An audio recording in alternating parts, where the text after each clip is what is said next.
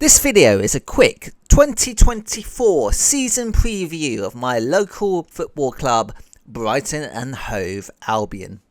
I will call them Brighton for short. For those that don't know, Brighton play in the English Premier League. They finished 11th last season and this will be their 8th year in a row in the top tier. Similar to other clubs like Aston Villa and Arsenal, this year is expected to be very exciting for the fan base.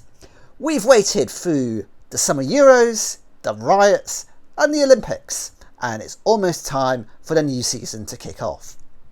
So, what's changed? Firstly, the manager. At the end of last year, it was mutually agreed with Roberto De Zerbi that he would leave. He was a very popular, perhaps hyped up manager in the Premier League based on his new tactical approach at the time. But like most footballing relationships and tactics, that began to fall apart. As a result, there's a new trend at the moment, which was also adopted by Chelsea, to appoint a championship manager. And I don't mean Champions League winning manager, I mean Tier 2 in the pyramid, Division 2 winning type manager. Chelsea went with the English Championship winning manager from Leicester City, whereas Brighton went overseas with the Bundesliga 2 winning manager Fabian Hürzeler from St. Pauli. Obviously this is a huge risk for an unknown young manager, but for fans, would you rather have a season with highs and lows and plenty of unknowns, or a very safe and a generic season which you may forget in 2 or 3 years' time? Fabian's approach is also possession based, play out from the back, gung-ho football, in similar ways to De Zerbi. So the plan seems to be to build on top of De Zerbi's foundations. We basically use De Zerbi like a stepping stone. The second thing that's changed is the players. This transfer window has been unlike any transfer window Brighton fans must have seen in years. After years of frugal spending on data-driven up-and-coming youngsters, we are finally splashing the cash, not on just one player, but more than 5. We're using the Caicedo and Sanchez money from Chelsea, plus 5% bank interest from last year, and we've gone all out.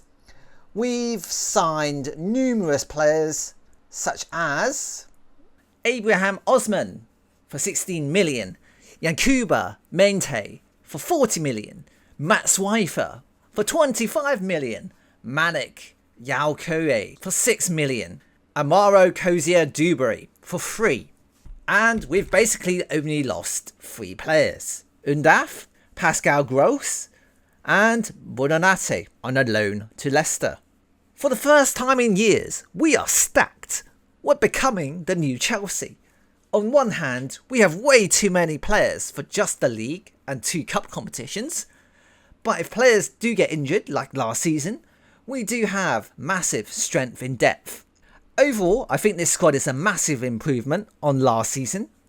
We might be lacking a backup striker, especially since Undaf and perhaps Sima might also be leaving.